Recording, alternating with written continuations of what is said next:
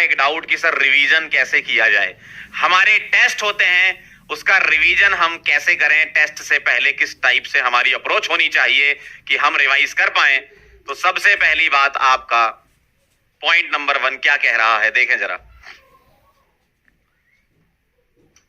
पहले पॉइंट में लिखा है भैया, आपके गोल को सेट करो एंड प्रिपेयर अर्ली। जो भी आपका टेस्ट में सिलेबस आ रहा है उसको आप पहले उसको सेट कर लो, उसका गोल कि भाई ये वाला सिलेबस हमारे टेस्ट में आ रहा है, मतलब ये चैप्टर हमारे टेस्ट में आ रहा है और मुझे ये चैप्टर करने हैं। ठीक है, तो पहले आपको गोल सेट करना पड़ेगा और कुछ दिन पहले से ही इसकी तैयारी करनी होगी। ठीक है, कुछ दिन पहले से ही तैयारी करनी होगी। क्लियर? दूसरा पॉइंट जो है, आप अपने सब्जेक्ट को प्रायोरिटाइज करो। ये बहुत इंपॉर्टेंट पार्ट है। फिजिक्स, केमिस्ट्री, बॉटनी और जूलॉजी, 4 में से आप प्रायोरिटी सेट कर लो डिक्रीजिंग ऑर्डर में कि भाई जो चीज आपको ज्यादा पसंद है उसको पहले कवर करके खत्म कर दो, अलग कर दो। क्यों? जो ज्यादा पसंद होता है वो जल्दी समझ में आ जाता है और कम समय में आपका काम हो जाता है। ठीक, और उसमें कॉन्फिडेंस भी आपको मिलता है। कम से कम जो आता हुआ है वो तो गलत मत करो। पेपर में गलत नहीं होगा तो नीट के पेपर में भी गलत नहीं होगा। ठीक है, तो पहले आप अपने सब्जेक्ट को प्रायोरिटाइज करो कि ये वाला मुझे अच्छा लगता है, फिर उसके बाद ये, फिर उसके बाद ये, फिर उसके बाद ये। क्लियर?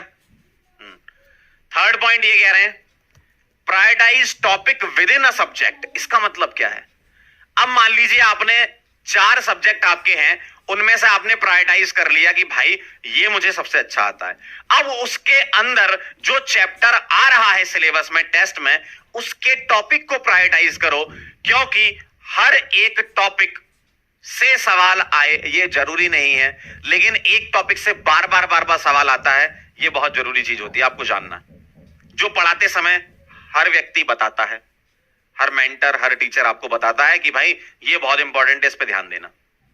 जैसे अगर मैं जीओसी की बात कर लूं तो acidic basic strength, aromaticity, carbocation carbanion stability, इन सबसे ज्यादातर सवाल आते हैं, है ना।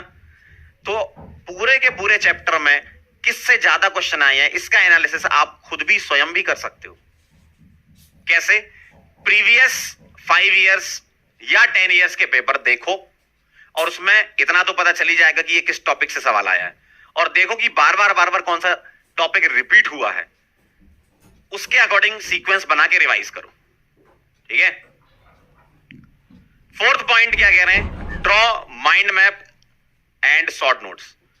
भाई आप जब आपके लेक्चर के नोट्स बनाते हो या जो पीडीएफ होती है उससे नोट्स बनाते हो तो वो फुल नोट्स होते हैं, तो हर एक चीज डायरेक्ट कॉपी और पेस्ट नहीं करनी होती।